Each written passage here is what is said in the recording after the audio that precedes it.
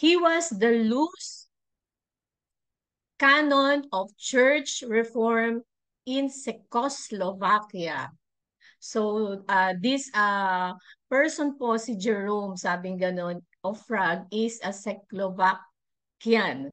So, Jerome of Prague was a tall, black-bearded, hot-headed, adventurous reformer of the Catholic Church in the 1390s. His friend, John Huss, also a reformer, had encouraged him to travel to England to study the teaching of John Wycliffe, the English reformer. So makikita po natin dito na si Jerome of Prague is a reformer. Or ano ba tawag, tama po ba yung term ko, reformeries? Or basta siya po yung sa term po dito sa Pilipinas, lumalaban or nakikibaka, ganun po yung sabihin natin dito, to para po magkaroon ng pagbabago. So particular po dito, reformer siya ng Catholic Church.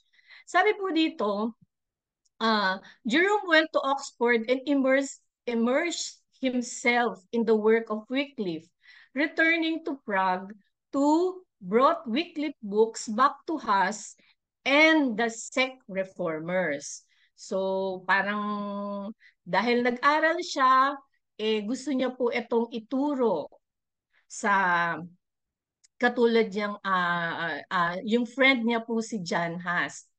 Jerome has a restless and adventurous spirit. Ako lang naman po yung nag-highlight nito. He loved travel abroad, spreading his message of reform. Kaya ako lang po naman to i-highlight is talagang makikita natin yung heart ni Jerome of Prague na yung pagbabago ay mangyari. But frequently returned home to his beloved Prague to reconnect with us. He traveled to Jerusalem, Paris, Poland, Lithuania, Heidelberg, Cologne, Vienna, Russia, and Hungary. His ability as an orator and his respect as one of the most able scholars of his day provided him opportunities to address university crowds. So, ginagamit niya po talaga yung kanyang ability, sabi nga dito, na para talaga kung ano yung adhikain niya na to reform. Sabihin po natin yung society at talaga pong in every way na kung nasan siya, ay talaga pong ginagamit niya. Sabi dito, he created a commotion wherever he went with his fiery condemnation of the corruption within the Catholic Church. He barely escaped city, always leaving behind engaged university masters and church authorities. So, dahil sa kanyang adhikain po, itong gusto niyang mangyari, yun na, mukhang hinahunt din siya nung mga sabihin natin nung mga authorities kung saan man po siya nagsasalita kasi sabi dito yung fiery condemnation. So siguro po nakakakita tayo ng mga talagang nagrarally at 'di ba recently po yung talaga naman na yung mga protests all over the world regarding what is happening sa Israel and the Palestine nation. Parang ganun po yung mga siguro ganun ka sidhi itong ginagawa nitong si Jerome of Prague. When he was given no assurance of security, he attempted to flee the city. He almost escaped but was captured and thrown into prison. While Jerome was imprisoned in stocks and chains, Huss was burned at the stake as a heretic, remaining faithful to the end. And Huss' death, Jerome recounted all he had previously proclaimed, expecting thereby to be set free. So ito pong si Huss nga, di ba kaibigan niya to at sila yung dalawa, yung talagang lumalaban po against the Catholic, during that time, mga Catholic teaching. namatay kasi nga pinagbintangan na tong si John Huss na mga heresy, yung kanyang sabi nga yung mga heretic teaching yung kanyang ano, pero dahil faithful si John Huss, doon po siya namatay, pinatay siya or sabi na inexecute siya dahil po doon sa kanyang paninindigan po dun sa gustong mangyari o dun sa maling katuruan na yung alam nilang maling katuruan na patuloy na itinuturo po during that time. Pero sabi nga po dito, hinighlight ko ulit, Jerome recanted all. Kumbaga, nung nalaman niya na namatay na po yung kanyang kaibigan at ito yung naging accusation sa kanyang pagkamatay, itinatuha or recanted, ano na po niya, parang binawi niya, parang ganun na po to eh. Yung lahat na kanyang sinasabi kasi ini-expect niya po na na masiset free siya dahil nakulong na din po siya eh. He confessed loyalty to the Catholic Church. O, imagine niyo po nilalabanan niya before. Pero this time, dahil at stake na yung kanyang life at nag-expect siya to be free, nag-confess na, sa inyo ako loyal talaga sa teaching niyo. Tapos sabi po dito, and pronounce Wycliffe and Huss to be heretics.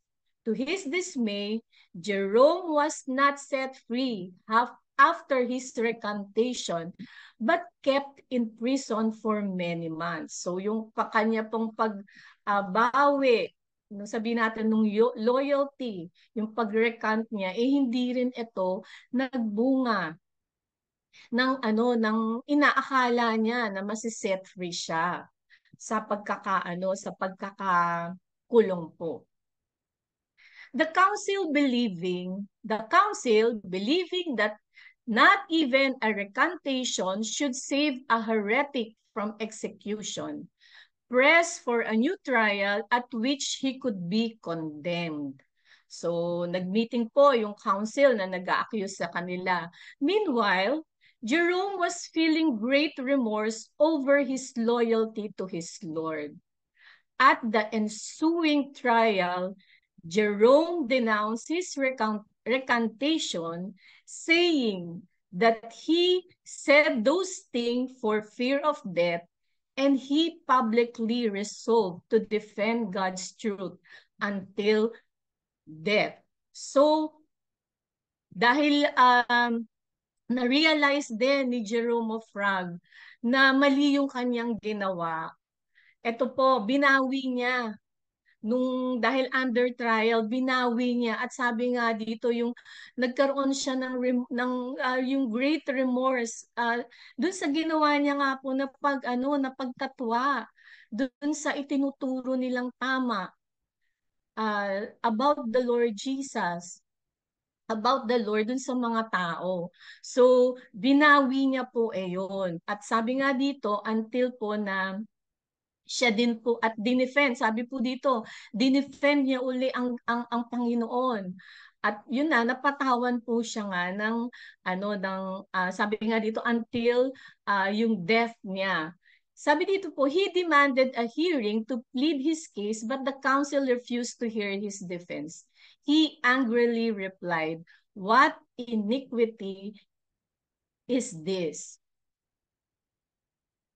While I have languished for 350 days in the most cruel prison, in stench, squalor, excrements, and change, lacking all things, you have ever heard my adversaries and slanderers.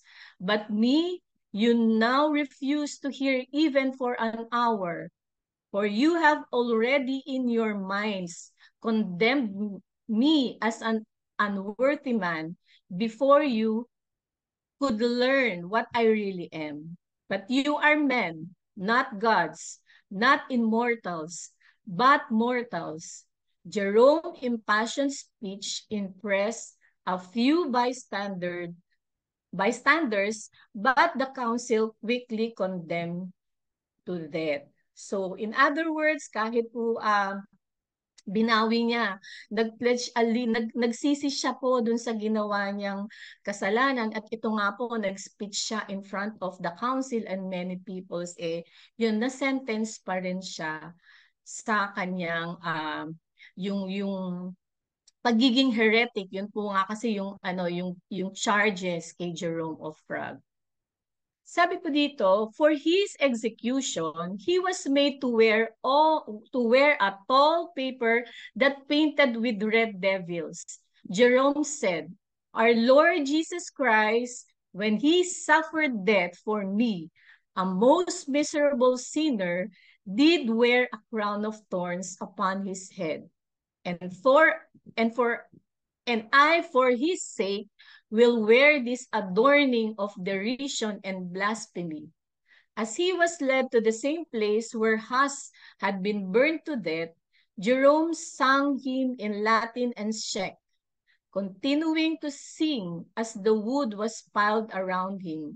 On May 30, 1416, Jerome of Prague, wearing his paper crown, was burned at the stake.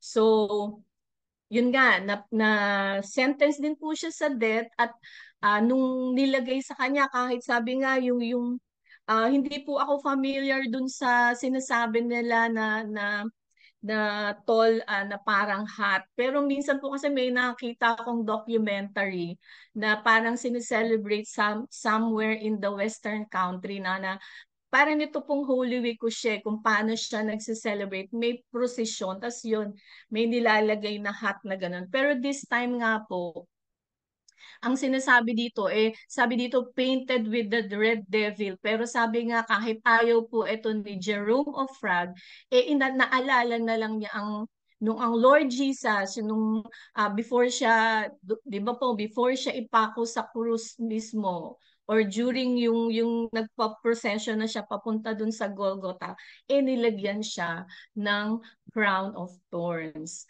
At sabi nga po dito, yun nga, namatay din siya. Pinatay din po siya. Pero makikita po natin dito na doon namatay si Jerome of Prague, or pinatay na siya because yun nga po yung kasalanan sa mga tao na yung heretic, kumbaga yung heresy po, yung kanyang mga sinasabi, si Jerome of Prague ay nag-ano naman po, nanghingi din siya, kumbaga nagrepent siya against dun sa ginawa niya sa pag-deny sa Lord nung before po na i-recant, kumbaga nung bawiin niya po yon yung kanyang sinabi. Yung ating pong scripture for today, before po yung reflection, sabi po dito, ito po yung scripture for today na iniiwan po na sa atin itong reflection na to, or nitong mga binasa ko po. Sabi po sa Matthew 10:32-33, "If anyone acknowledge me publicly here on earth, I will openly acknowledge that person before my Father in heaven. But if anyone denies me here on earth, I will deny that person before my Father in heaven." So nakita po natin yung kasaysayan ni Jerome of Prague. At ito po ay reminder din sa bawat isa sa atin. At ito nga po yung binibigay sa atin na scripture. So, nung binabasa ko po to, sabi ko, Lord, in our days, paano ka ba namin dinedenay? Kasi hindi naman po tayo umabot dito siguro sa dun sa sitwasyon ni Jerome na talagang persecuted tayo. So, syempre po pag may tanong tayo, ang Lord i-direct kanya dun sa mga tamang resources. At meron po akong maikli lang na babanggitin kung paano natin in our sabi nga yung daily living, pwede natin pong ma-deny ang ating Panginoon. Sabi po dito, ways we deny Jesus. At ito po ay kinuha ko sa bibleportal.com. Particular po, William Barclay po yung yung source person. Sabi po dito, we may deny him with our words. So, pwede pong kung may nakikita na tayong hindi tama at hindi tayo nagsasalita. Sabi, kasi magkadugtong po ito, we can deny him by our silence. Pwede po tayong magsalita or pag nagko-conform po ba tayo dun sa sinasabi ng iba without telling po ba na parang hindi, syempre po telling the person or the people around us lovingly po, syempre in a respectful and loving way, kung nakikita po natin, sabi nga yung mga unworthy talks, yung mga kwentuhan lang po na akala natin masaya lang, pero it is not glorifying the Lord. Ito na po yung sinasabi, yung practical way na we are denying our Lord through our words. Parang hindi natin po nasasabi na na yun nga nasasabi sa mga tao na hindi ito yung tamang way of ng mga pag-uusap. Tapos yung second po dito, sabi dito, we can deny him by our silence. So yung part ka, sabi ko nga magkarugtong siya, yung bang okay na lang, sige, tatahimik na lang ako para hindi sila magalit sa akin kahit po alam natin na uh, hindi tama or parang baka kasi iitsapwera nila ako na dun sa dun sa group kapag ka nagsabi ako ng ganito, yun po, practical way po pala ito of denying our Lord. Tapos yung pangatlo po is we can deny him by our actions. Alam niyo po nung binabasa ko yung sabi ko, Lord, in what way? Siyempre po marami. Pero alam niyo po yung nag-caught talaga ng attention kasi usually nakatingin po tayo dun sa malaking scenario. Ang sabi po ni William Barclay, sabi by simply telling a simple lie. So, kung may sabihin natin po sa ating household, kung alam nung mga kasama natin na sa atin, ay ano lang naman to simple, ano lang naman to, maliit na lie. Pero it is like denying that simple lie, that action denies, dinidenay na po natin ito ang ating Panginoon. Sabi po ni David Jeremiah, kinuha ko din po doon sa turning point na lesson niya. To acknowledge Jesus means to identify him as one of his followers, regardless of the possible consequences. So, yun naman po, ito naman yung sinasabi, and how do we acknowledge naman our Lord in our simple, yung daily living. So, ito po yung binibigay na, na practical ways ni Pastor David or Reverend David Jeremiah. Sabi, buti practical ways to acknowledge Jesus, live Christ-honoring lives. Tapos, share our faith with others. So, yung mga lugar po kung nasaan tayo, iba-iba po to So, kailangan talagang i-share natin ang faith natin with others. Kasi kasama po syempre kasama po yung action na makikita nila na kasama nung words natin, sa atin mismo meron tayong, sabi nga nito, Christ-honoring lives. At yun ay isang paraan para po ma-acknowledge natin ang ating Panginoong Hesukristo. Sabi po yung number 3, help others in need. So isang way din po nito na makikita ang Lord na ina-acknowledge natin sa ating buhay. Kasi ano nga po yung sabi dito ni Pastor David Jeremiah, yung to acknowledge Jesus means to identify with Him as His followers So makikita po natin na yung pagtulong, sabi yung take stand for justice, love others, at yung loyalty to Christ, and yung pangpito po na using our lives and resources to carry out His desire or Jesus's agenda rather than our own is our simple way or practical way of acknowledging Jesus Christ. Uulitin ko po uli yung yung ating um sabi dito yung atin pong verse. Sabi po dito, anyone acknowledges me publicly on earth, I will acknowledge openly. Tapos, but if anyone denies me here on earth, I will deny that person before my Father in heaven. Alam niyo po, para sa akin, nung nare-reflect ko din po ito, sabi ko, Lord, ito pong scripture muna to, promise mo to sa amin eh. Binold ko po yung acknowledge. Kasi promise to ng Lord that if we continually acknowledge Him, yung even po dun sa mga, binanggit ko po yung mga practical ways na makikita sa atin o magagawa natin na mapapakita po sa mga tao that we are living for Christ. At ano po yung promise? I-acknowledge din niya tayo before God the Father. At yung sa akin naman po, ito wina-warningan. Kaya po mga niread ko to eh. Ito naman po is a warning for us or a reminder din for us that if we deny Him, i-deny din niya po tayo sa ating Father o sa God the Father, sabi nga in heaven.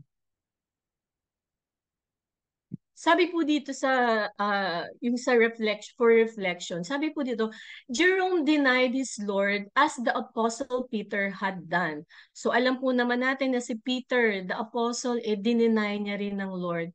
Yet he recanted and was forgiven. Sabi po dito, have you ever denied your Lord? What factor caused you to do this? Ang sabi po dito, hinighlight ko po siya.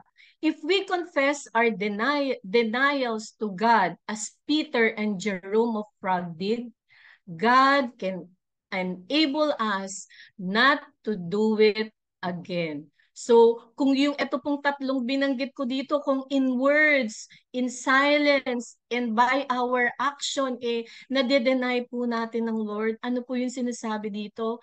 Katulad ni Peter at si Jerome of Prague po, when we ask the Lord, kung in repentance, alam po natin na ang Panginoon, papatawarin niya po tayo. At hindi lang papatawarin, sabi niya nga dito God can enable us not to do it again. At alam po natin to na it is the power of the Holy Spirit that we can enable us not to deny our Lord Jesus Christ again. So before po siguro nating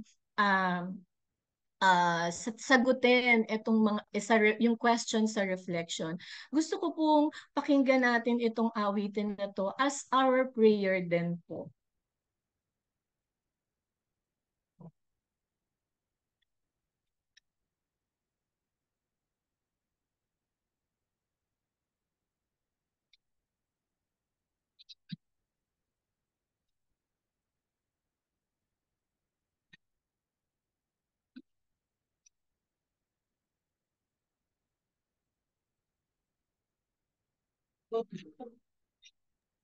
Ate.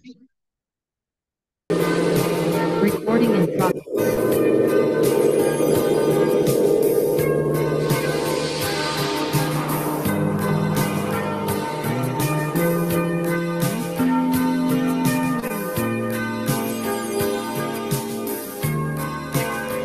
All I want for others to see is a reflection of you inside of me.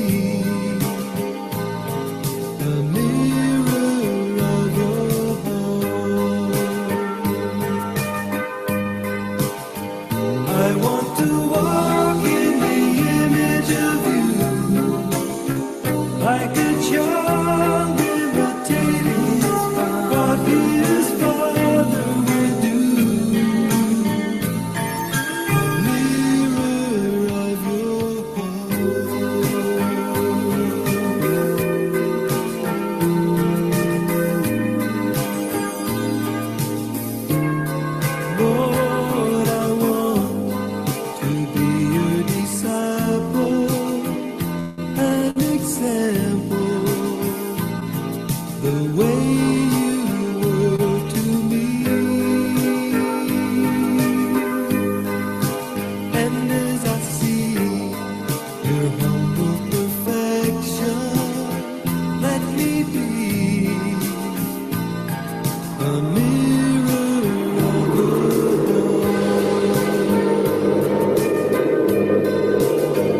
I want to walk in the image of you, like a child imitating what her father would do.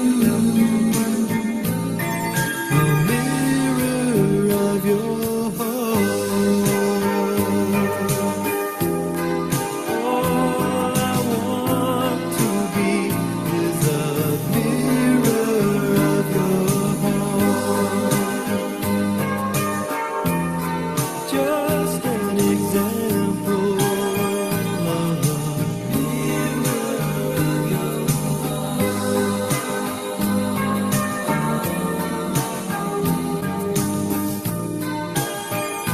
A mirror of your heart. You're the example for me. All that I want to be is a mirror of your heart. Reflecting all that I know, others only see you.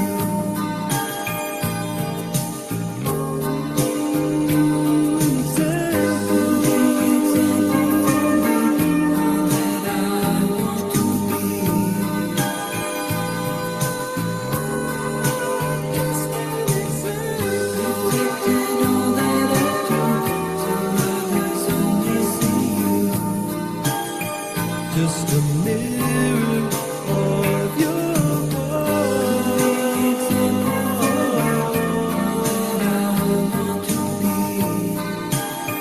Is a mirror of your Amen. So, balik po tayo dito sa reflection. Sabi po dito, have you ever denied your Lord? What factor caused you to do this? So, ito po yung ating pag-sharean for this morning.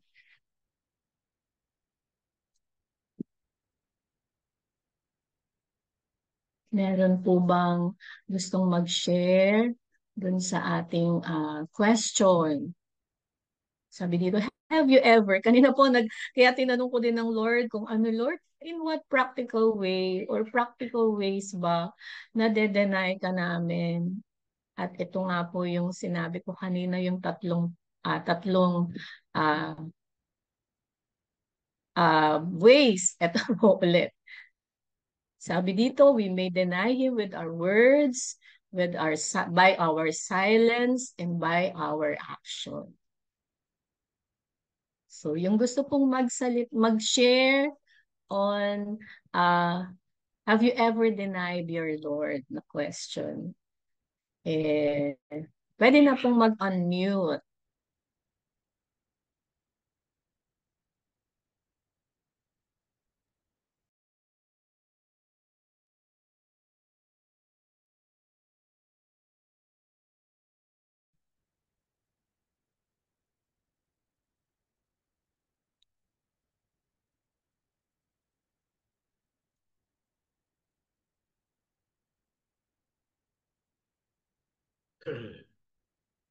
Morning po. Sino po ang nais pong mag-share? Did we experience this? Na we deny God, we deny Jesus, katulad po ni Pedro at ni Jerome?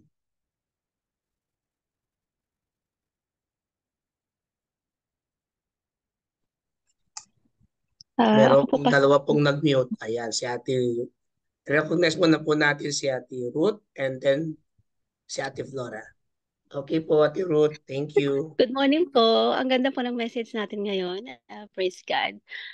Siguro po one of the ways na dinideny natin ng Panginoon, yung nagkakaroon tayo ng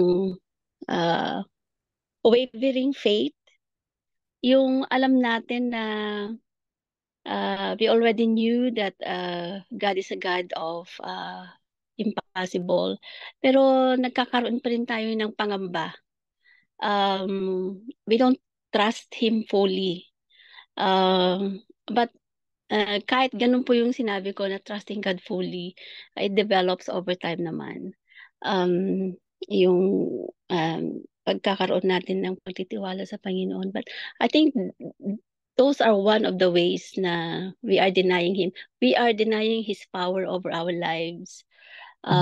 We are denying of the things that He can do into our lives. Yung nangangamba tayo, naku, gagawin kaya ito ni Lord sa buhay ko, mga ganon. Maybe those are one of na nagagawa natin in denying Him. Denying Him of His ability to do impossible things into our lives. Yun po. Yun po yung isa sa mga practical ways sa akin of denying Him. Thank you po. Salamat po, Ate Ruth. Ate Flora. Yeah, ako naman po, I agree na yung pong shinare natin na reasons ng dinideny natin ang Lord through our words, our actions, and our silence. And I can add to that my thoughts po, na when I am worrying in anxiety, I can be denying God. Kasi dapat kung I have a full trust in Him, I must not worry and I must not have any anxiety at all po. And bilang nagtatrabaho po dito sa Middle East, na talagang chance when they are talking against Christianity, hindi po ako pwedeng makipag-argue or makipag-debate. Pero alam po nila na Christian ako. Sometimes po, I just keep silent and I am guilty of that. But inside me, nagdadasal po ako na will you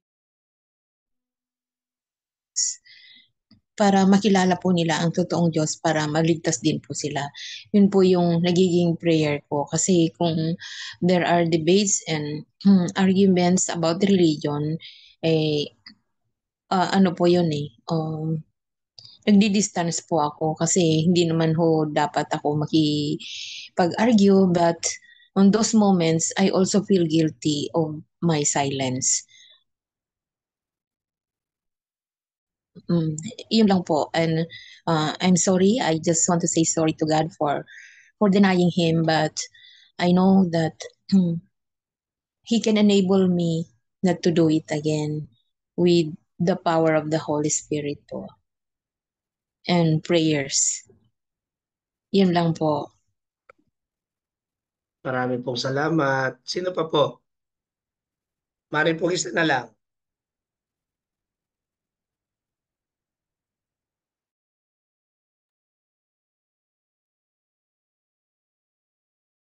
Do we experience yung naranasan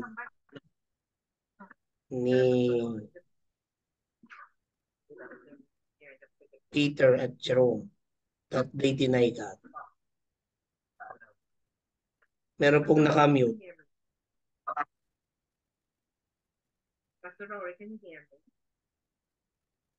Ate Ofer, kayo po, medyo medyo mahina pong boses ninyo.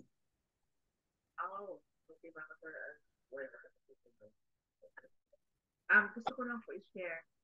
Pakilapit lang po yung boses ninyo dun sa inyong phone. Nasa bunga ko na yung phone. What if? Mahina po kasi boses niyo, Ate Ofi. Oh. How about now? I'm gonna. Okay. Hindi pa rin po ganun kaklaro, ate. Okay, hello. How about now? Yan, mas mainam yan. Ha? Ganun pa rin? Okay na po Ganun yung pa rin sa kanina. Rory? Okay na po, okay na po. Hello? Oh, speaker na lang. Hello, Pastor Rory. Can you hear me? Yes. Okay. All right. I just want to share po kasi ng yung we deny our Lord when we do things first. Yung ginagawa natin yung gusto natin, hindi yung gusto niya. So that's one way as well. And then yung minsan hindi natin siya kinoconsult ng mga decision natin, lahat ng mga plano or yung natin sa araw-araw natin na pamumuhay because God said my thoughts is higher than your thoughts and my ways is higher than your ways. So minsan nakakalimutan natin because masyado tayong busy, may distractions sa life natin. So we ask forgiveness for that. And yun ang na dininay natin. We make ourselves as God sometimes na without consulting Him. So that's we need to ask forgiveness as well because nangyayari yun sa araw-araw nating buhay. But God um loves us. Our circumstances changes, but His love for us don't change. That's how our God is. All we need is turn around and ask forgiveness and humble ourselves to in front of Him. Amen. Amen. Thank you po, Ate Ophelia. Sige po, mga kapatid. Dadako po tayo ngayon po sa prayer blast. But if God impressing you sa iyo pong puso that you are want to say a word, to say a ministering, you can unmute and you can say it in this platform. Ulitin ko po, kung ang Diyos inahawakan ang iyong puso, ang iyong isip, upang magdeklara ng isang salita, a word of God, you can unmute and say, you can raise your hands and you can declare to us. Marami pong salamat.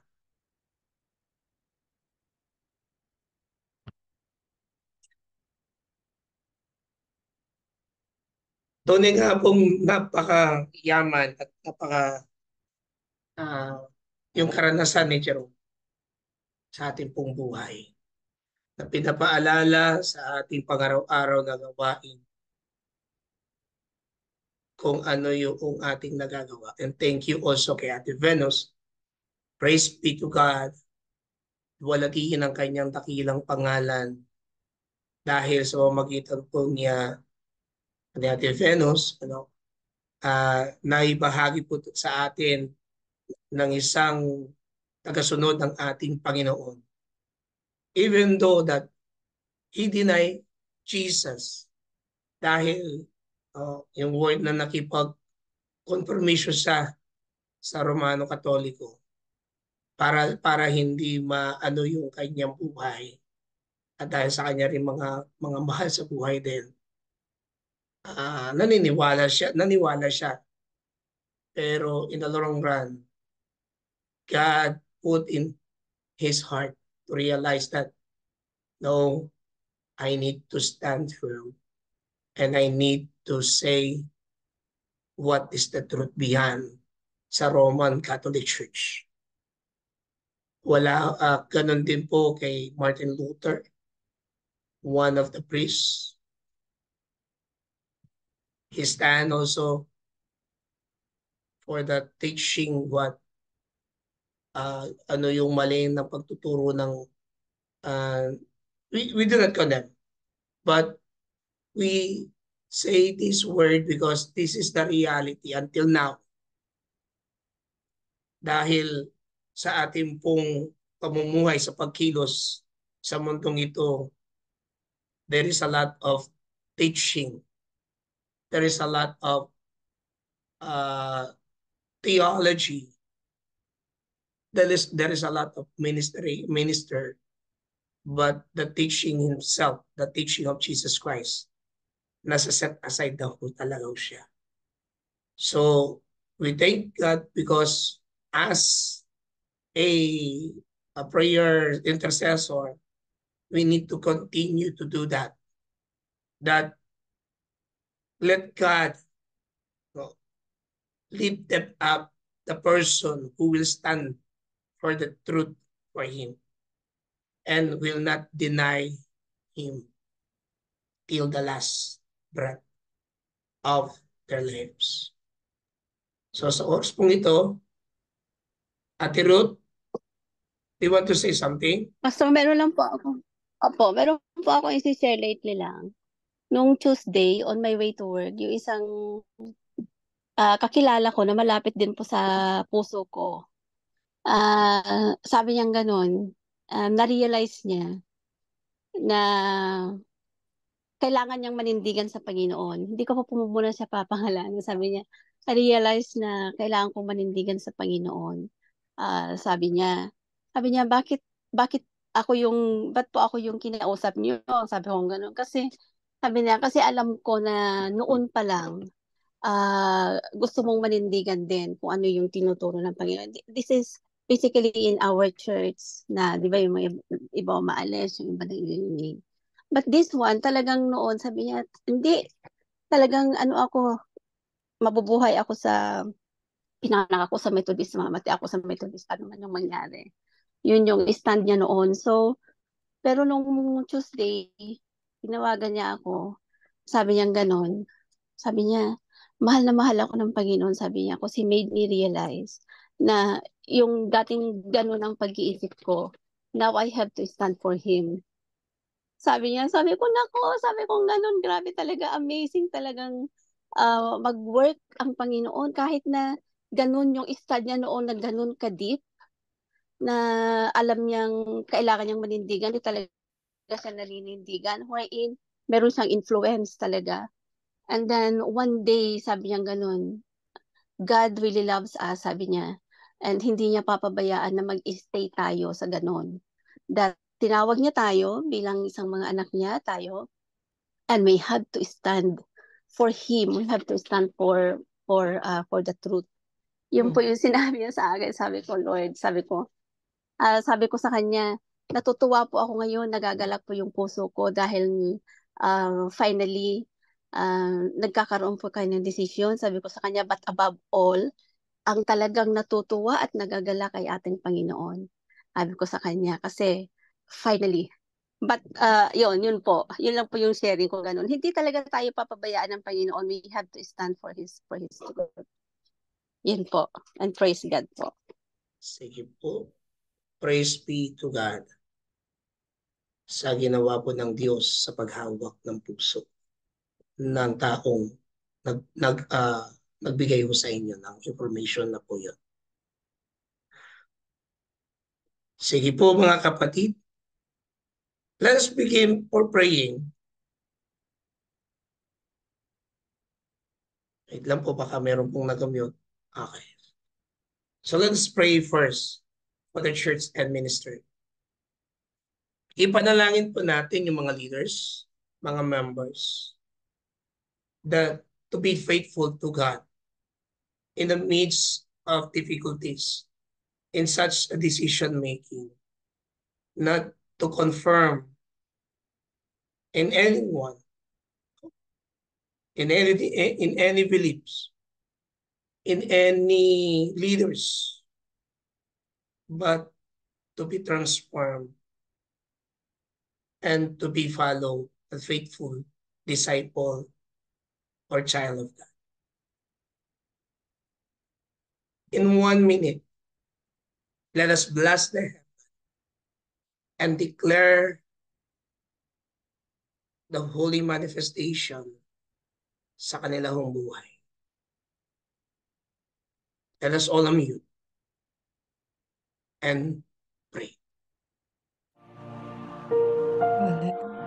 Lord, heart, Panginoon. Hallelujah. Father Maraming God, salamat po, Panginoon, sa mga remind pastors us and today, church Dalangin po leaders, natin, in the Lord name Panginoon, of God, God, na that iyong you turn tinawag, off, oh Panginoon, God, para gawin mo, if we want to ay para yung go mga gawin to mo, the manggagawa, message, oh Panginoon, ang God, tulad iyong ng then mga nais, we pastors, have, mga we Lord, have to dalangin ko, mga leaders, stand, Panginoon, we that have to mga members, na maging tapat seek sila you, sa inyo, for Lord. their Panginoon, be minds and pleasing to hearts, you, Lord God, Hindi magiging sa tapat sa mga serve o you, sa sa mga nagkakasagalian sa loob pangyayari, Lord ng God. iglesia. I siya ang Lord, namin that Kung they hindi, would Panginoon, hold siya ay namin on maging tapat sila unang-una, sa sinisisi, iyong Lord, sa salita. iyo, at sa siyang mga promises, siya Tapat Lord sila namin sa God. inyo, Panginoon, that That they they will not would, patawarin po deny, kami you will for the keep ways, them, for the Lord they will not ways God, conform in safe any that we have either, denied in you, the for the ways position, but Lord to God, be na anuman, fully to Panginoon, ang shine kanilang or to show pinagdadaanan, your Lord God. light. They will Be be, in Lord transform mo, God. Holy bayan Spirit, mo. we ask that you would continue to In empower Jesus' them name we still pray. and continue, patawarin. Lord God, Thank you, to Lord. Thank increase you, their Lord, for your faith in forgiving you. us. In Thank you for your Jesus' loving name, us. amen. Don't really God, you want us, Panginoon, to be made in the image of likeness of Jesus. In Jesus' name, amen. Amen. Next, can we lift up our hands toward the screen and then let us pray? Let us thank God. Let us worship God that they will be healed in the power of Jesus. Kung meron po kayong mga kakilala, kaibigan, kamag-anak na wala ho dito, you can declare their name and they will receive the healing of our God. In 1 minute, let us begin in prayer. Just raise your right hand, not left hand, right hand, and pray to God.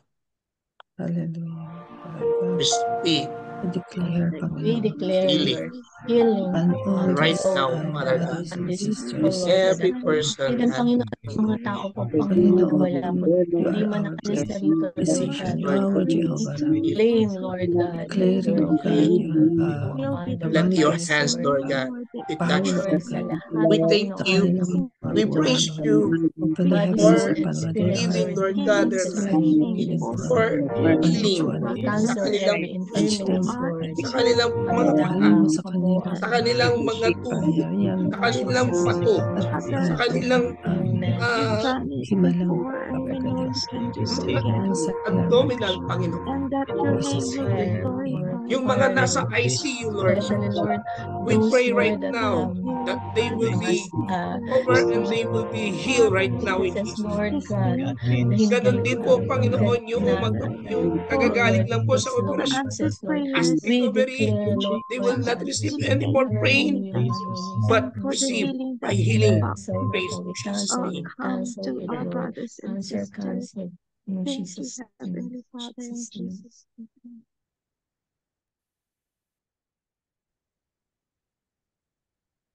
Let us pray for the media.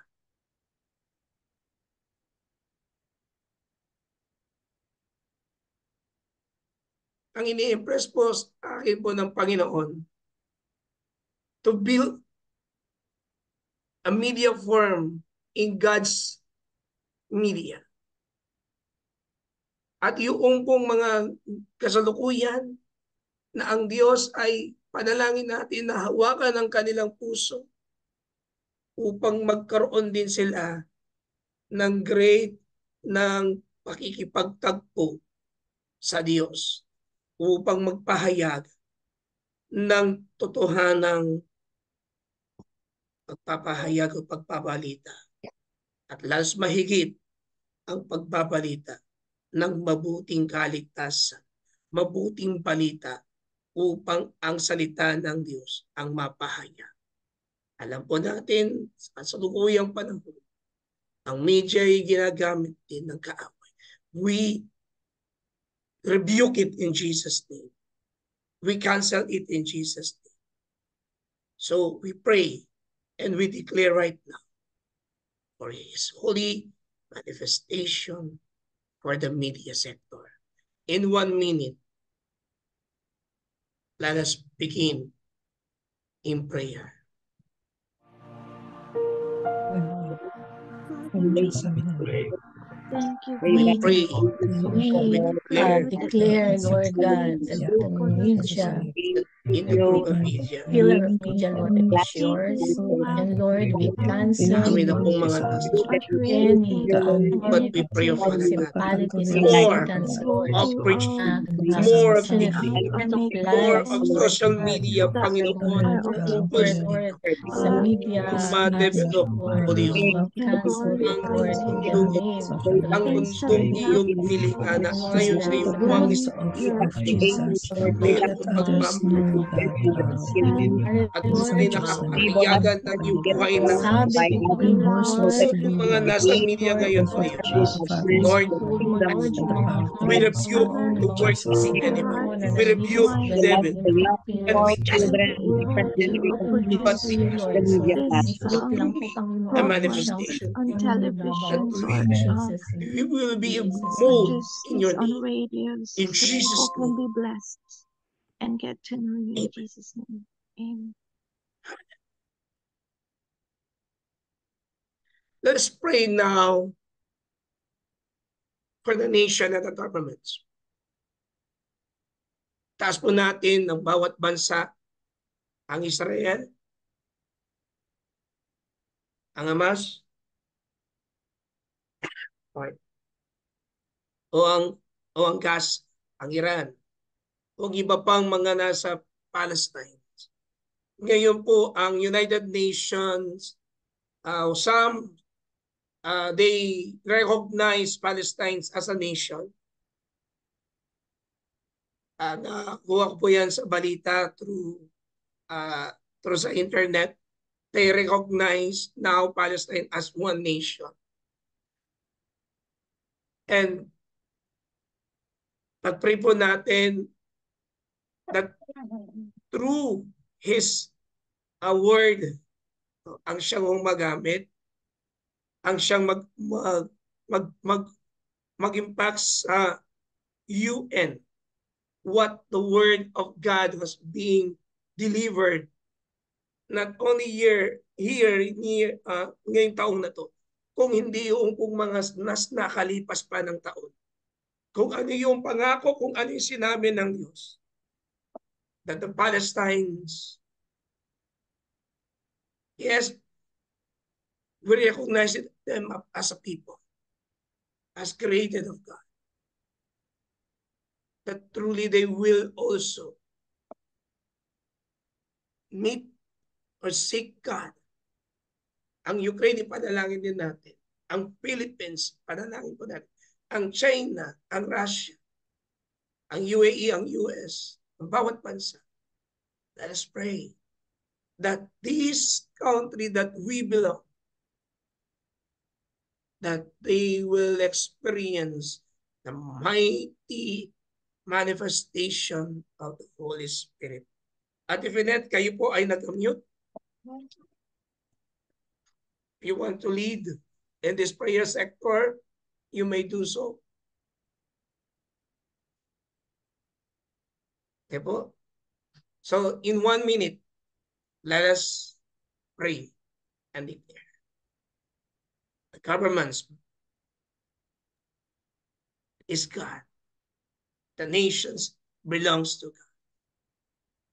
And we declare for peace and harmony and equal sa bawat bansa in 1 minute. And then Ate Finet will lead us for this step. Thank you. Hallelujah.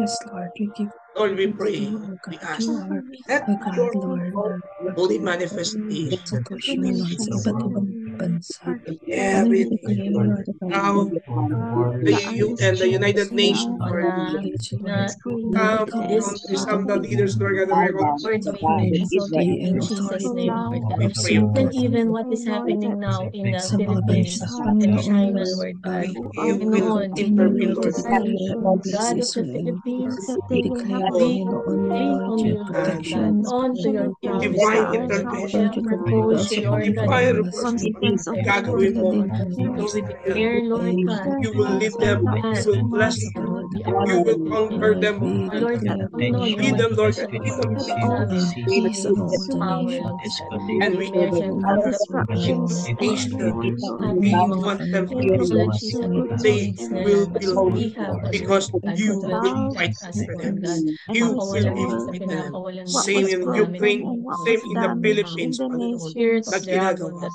And Lord, conquer, wants to Father justice, God, Lord overpower God, our make a conquer nation way. in Jesus, Jesus' Lord God. name, in Provide Jesus' for the name. Ang bansang needs, ito, ang Peace, Russia, Lord ang Jesus, comfort, China, Lord, Lord God, ang in in their bawat times of mga need. grupo, Panginoon, ng Jesus' name, Iran in In at Jesus' the ng name, Gaza and your US in light Jesus' and name. love shines Amen. among them all. Amen. Amen. Amen. Hallelujah. Hallelujah. Yes, Lord, we continue to lift up to you all the nations, oh God. We acknowledge, Panginoon, and we believe that you are the God of all nations. You are still very much in control, and you still hold the sovereign, absolute sovereignty and authority, Panginoon, upon all the nations as part of your creation, O God. Lord, we continue to bless Israel. Ang sabi mo, Lord, sa words mo, those you will bless those who bless Israel, O God. And that's why ang nais namin, Panginoon Lord, ay patuloy, Panginoon, na maghari, O God, ang inyo pong kalooban, Lord, sa bansang ito, Panginoon. We also pray for those who are against this nation, Panginoon. Yung mga umaatake sa kanila, Panginoon, the Hamas group. We pray for Gaza. We pray for those who had been affected by the wars, by the continuing conflicts, oh God. There's a recent bombing, Panginoon, again, doon sa Rafah crossing, oh God, where a lot of innocent civilians had been the victims, Panginoon. Lord, we continue, oh God, to pray for the leaders of the nations, Panginoon, Lord, na mangusap ka sa kanila, Panginoon, Lord, that they will resort, Panginoon, not to violence or aggression or retaliation, but to peaceful reconciliation, that they will sit down, Panginoon, Lord, and resolve, Panginoon, yung mga bagay-bagay, Lord, na nagkakos, Panginoon, ng mga disputes na ito, O God, in a peaceful manner, in a respectful manner, Panginoon. And Lord, we also pray for the other countries like Ukraine, Russia. Lord, kayo patuloy na magbigay, Panginoon, ng wisdom sa mga leaders ng mga bansang ito, Panginoon, Lord, so that yung kanila pong mga desisyon na ginagawa, Lord, is for the good of the people, for the good of the many. Lord, we also pray for the Philippines, oh God. Yung ongoing conflict din, oh God, sa China, Panginoon, Lord, over the West Philippine Sea. Panginoon, alam namin, the Philippines is your country. The Philippines is for God, and you are the God of the Philippines, oh God. Kaya, Panginoon, alam namin, Lord, na yung mga leaders namin sa aming bansa, Panginoon, ay patuloy na kumikilala, oh God, sa inyo pong authority, sa inyo pong pangunguna, Ama. Kaya, Lord, kayo po ang mag-lead sa kanila, Lord. Raise up more leaders, more Christian leaders, Panginoon, that have the fear of you and that will acknowledge you as their example, Panginoon, sa kanila pong pangunguna, sa kanilang leadership, O God. Lord, we pray for those that had been affected by natural calamities like floods and storms and typhoons, oh God. Just recently, ang aming bansang Pilipinas ay dumaan, Lord, sa isang malakas na bagyo. And so, Lord, we lift up to you those who had been affected, those who have lost their homes, those who have lost their source of income. Panginoon, tulungan niyo po sila, O God, na malaman nila, Panginoon, na Makita nila, oh God, that there is a God who is our hope, who is our source of everything that we need. At sa inyo po kami tatakbo, Panginoon, sa mga pagkakataon na uh, na nagigipit kami or we are in difficult situations, Panginoon, Lord. And help us, Panginoon, to always recognize, oh God, that you are the God who is the source of everything. Lord, continue, Panginoon, to bless yung mga ibang mga bansa, even the countries where we are all in different locations. We pray, Panginoon, na ang mga bansang ito, Panginoon, ay mabibless, Panginoon, sa pamamagitan ng mga buhay namin, O God, na dinala mo kami dito sa mga lugar na ito.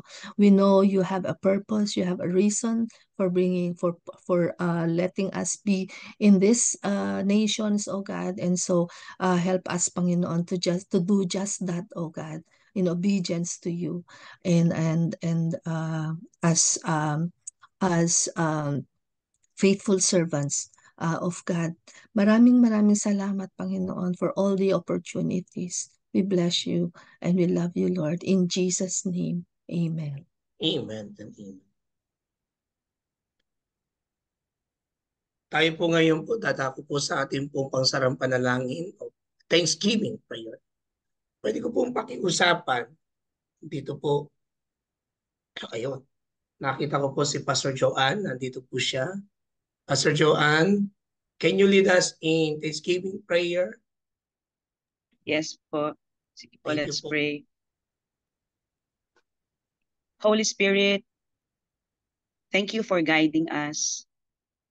Thank you for revealing the deeper truth in life to us so that we would really behold in the Word, feast on the Word daily, and intentionally we would really check if Jesus is indeed the Lord of our lives, because you, Jesus, being the Lord of our lives is the only key so that everything in life will bow down to what you have already ordained and orchestrated in our lives.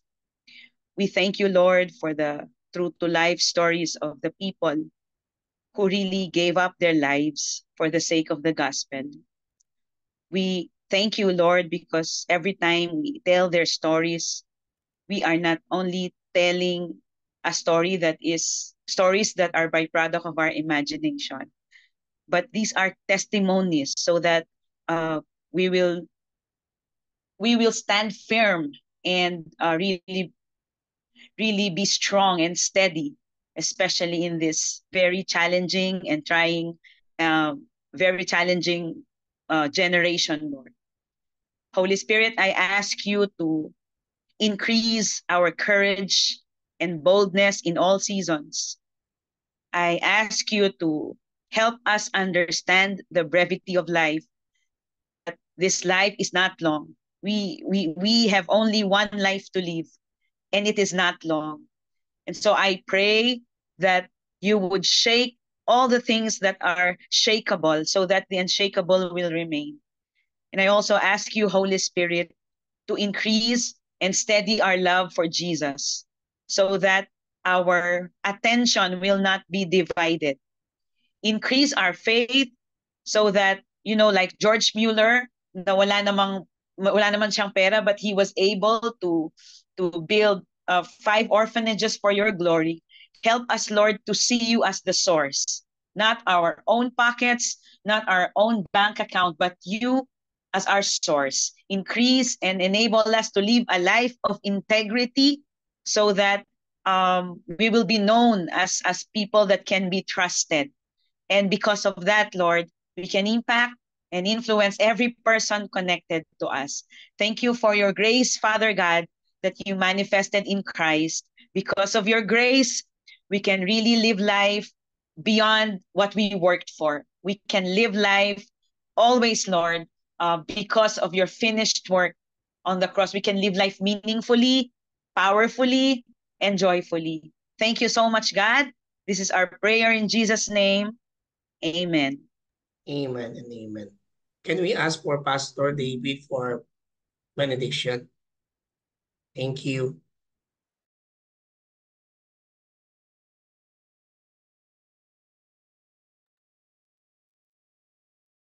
The Lord who loves you unconditionally bless and keep you. The face of the Lord who heals all your sickness shine upon you and be gracious to you. The light of the radiance of the Lord who restores your life be lifted upon you and give you peace, protection, provision, today, tomorrow, and forever. Amen. Amen. Amen. Amen and amen. Amen. Thank you, Sis Shalom. Venus. Maraming Thank you, pong Sister salamat, Venus. Pastor Oh, Venus. Maraming pong sila. salamat, Pastor David and Pastor Joanne. Joanne.